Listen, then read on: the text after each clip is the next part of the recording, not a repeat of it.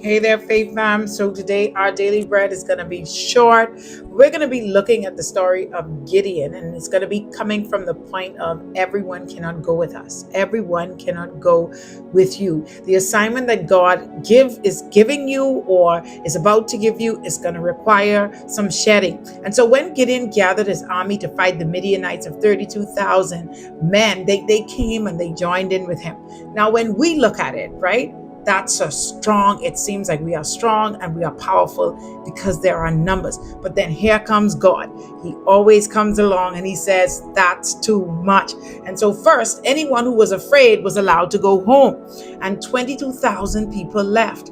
Only 10,000 remained. Then God tested them again at the water, and the number was reduced to just 300 men. In the end, Gideon went into the battle with only 300 soldiers, and through God's power, they won the victory. This shows us that not everyone who starts with us is meant to continue with us. So the lessons that we can apply to our lives, take these down, Faith Fam. Number one, some people are meant for a season. The 32,000 started the journey, but only 300 finished the mission. What can we learn from this? In life, some friends, co-workers, companions, they may begin the journey with you, but they may not be a part of the next stage of your purpose.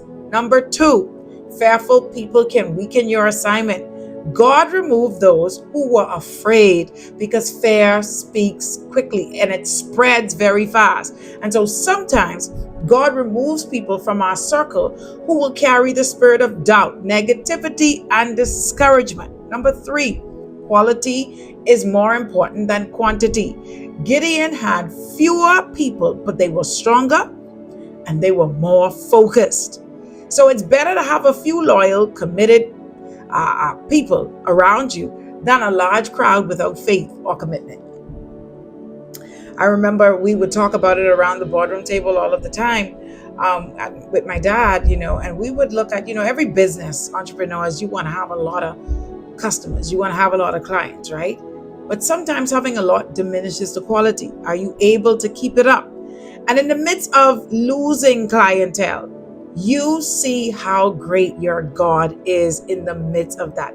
He will still sustain you. He will still provide for you. And this is what he did with Gideon. So God may reduce your support, so his power is seen. And if Gideon had won with the 32,000 soldiers, right, then they would have believed that they did it. They would have believed that because they were strong in numbers, that they did it. And God will share his glory with no man. So sometimes God is going to allow us to stand with fewer resources so that the glory will go to him, so that the glory will go back to him. So number five, we got to trust God when the circle gets smaller. When people leave your life, it can feel discouraging, but God may be refining your team for the mission ahead. You got to be okay with that, Faith Fam. So when your circle gets smaller, it doesn't mean you are losing.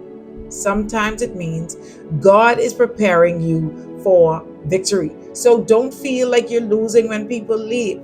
I believe that when God says everyone can't go with us, we all go through a season of shedding, and that's okay. Imagine Gideon, who just obeyed regardless of how it looked.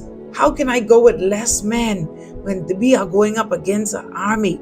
Should not I have an army too? But God showed himself strong. I want to ask you a question, Faith Fam. Where in your life might God be calling you to trust him, even though you feel unqualified or afraid? Where is it? Think about that. That's our daily bread for today. But I pray that just like Gideon, sometimes we may feel weak and uncertain, but Lord, help us to trust that you can use us. Despite our fears, despite the numbers, you would get all the glory. Give us the courage to obey you and faith to believe that your strength is enough and that it's not in numbers, because with you all things are possible. That's it, Faith Fam. I pray that you were blessed by today's daily bread. Reflect on this, the book of Judges, chapter 7, this weekend. Just reflect on it. And see what God is saying to you about your circle, about shedding, about losing people and just being okay with that. All right. Don't forget to like, comment, share, and subscribe if this daily bread blessed you today. And so until another daily bread, which is going to be Monday at 7 a.m., God bless you. But I know you're going to be in the house of the Lord on Sunday. Go in the house of the Lord and give him thanks and praise. We've wrapped up another successful week of daily bread. Give yourselves a hand clap. To God be all the glory. He's worthy of all the praise. Guess what? Drop a comment and tell me or tell us, let's dialogue, which daily bread this week really blessed you. Just drop it in the comment section. Maybe someone else was blessed by it. Let's begin a conversation. So until another daily bread, God bless you.